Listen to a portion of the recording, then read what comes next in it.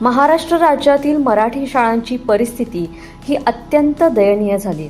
पटसंख्या कमी असल्यामुळे अनेक मराठी शाळांना कुलूप लावण्याची वेळ सरकारवर आली.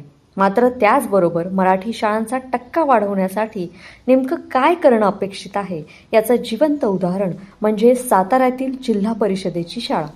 या शाळेनं नाविन्यपूर्ण आणि कौशल्य विकासावरती भर देणारे अनेक उपक्रम विद्यार्थ्यांसाठी राबवलेत, ज्यामुळे खासगी शाळांमधील अनेक विद्यार्थी आता जिल्हा परिषदेच्या शाळेकडे वळताना पाहायला मिळत आहेत.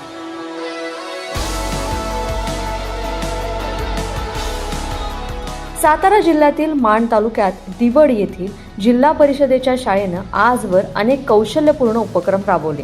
सध्या या शाळेमध्ये फॉरेन लँग्वेज, AI टेक्नॉलॉजीचा वापर आणि त्याचबरोबर इतर पारंपरिक खेळांना प्राधान्याने शिकवण्यास भर दिला जातोय.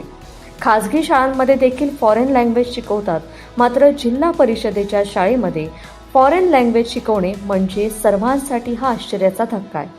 मराठी, हिंदी, इंग्रजी या भाषेबरोबरच फॉरेन लँग्वेज देखील साताऱ्यातील जिल्हा परिषदेच्या शाळेत शिकवण्यात येते. सोबतच AI टेक्नॉलॉजीचा वापर देखील कसा करायचा याचे धडे विद्यार्थ्यांना दिले जात आहेत.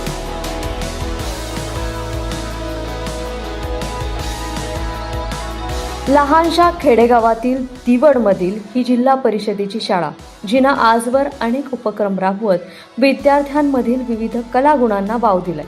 शाळेमध्ये नवीन शैक्षणिक वर्षात कोणकोणते उपक्रम राबवले जात आहेत याविषयी शाळेचे मुख्याध्यापक बालाजी जाधव यांच्याकडून जाणून घेऊया.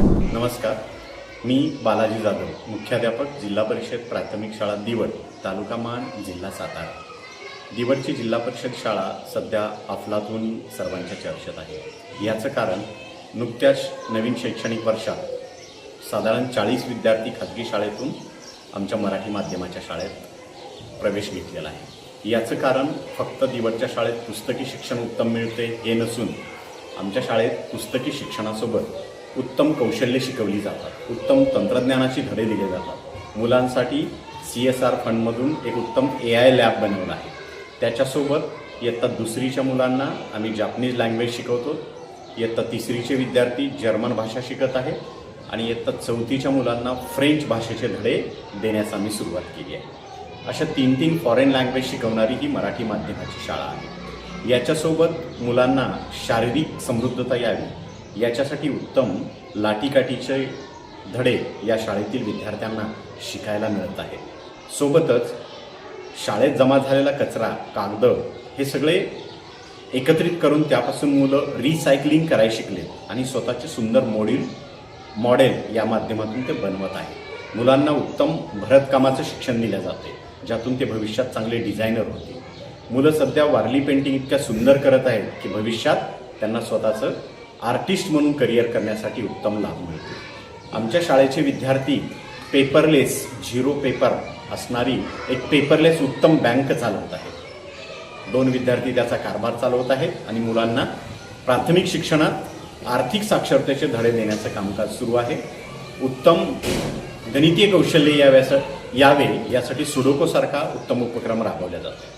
नुसतं इथलं शिक्षण देऊन आम्ही थांबलो नाही, तर जगभरातल्या वेगवेगळ्या देशासोबत व्हर्च्युअल कॉन्फरन्सच्या माध्यमाने दर 8 ते 10 दिवसाला आमची शाळा परदेशी शाळांसोबत जोडून जगभरातलं नॉलेज मिळवण्याचा प्रयत्न करत आहे. या शाळेतील मुलं नुसत्या गोष्टी वाचत नाहीत, तर दर आठवड्याला एक गोष्ट वाचून लॅपटॉपवरती बातम्या दिल्यासारखी सर्व मुलं उत्तम पद्धतीने या गोष्टी रेकॉर्ड करायला शिकलीत. भविष्यातले ते उत्तम लेखक होत आहेत, उत्तम अँकर होत आहेत. अशा वेगवेगळ्या गोष्टी स्पर्धा परीक्षेमध्ये आमचे विद्यार्थी जिल्हा आणि राज्यावरती उत्तम यश मिळवतात. मग पुस्तकी शिक्षणासोबत या विविध कौशल्याच्या गोष्टी लाखो रुपये फीस भरून पण ज्या ठिकाणी मिळत नाही, त्यासाठी या जिल्हा परिषदेच्या मराठी माध्यमाच्या शाळेत अनेक मुलं खाजगी शाळा सोडून प्रवेश घेत आहेत. ही बाब आनंदाची आहे. शहरातून गाड्या भरून मुलं या खेड्यातल्या जिल्हा परिषदेच्या मराठी माध्यमाच्या शाळेत येत आहेत, याचा आम्हाला मनापासून आनंद होतो. पुस्तकी ज्ञानासोबतच विद्यार्थ्यांना व्यवहार ज्ञान, त्यासोबतच पारंपरिकतेची जोड असलेले उपक्रम आणि नव्या तंत्रज्ञानाच्या युगासोबत विद्यार्थ्यांना घडवण्याचं काम साताऱ्यातील ही जिल्हा परिषदेची शाळा करते. आज अनेक शाळा विद्यार्थी नसल्यामुळे बंद होत आहेत. मात्र याच जिल्हा परिषदेच्या शाळा पुन्हा एकदा विद्यार्थ्यांनी भराव्यात म्हणून असे नाविन्यपूर्ण उपक्रम देखील राबवणं तितकंच गरजेचं आहे. साताऱ्यातील दिवड या लहानशा खेडेगावातील जिल्हा परिषदेच्या शाळेनं एक उत्तम असं उदाहरण प्रस्थापित करून मराठी शाळा कशा पद्धतीने कौशल्यपूर्ण विद्यार्थी घडवू शकते हे दाखवून दिले. त्यामुळेच आज अनेक विद्यार्थी या शाळेमध्ये प्रवेश घेण्यासाठी येत आहेत.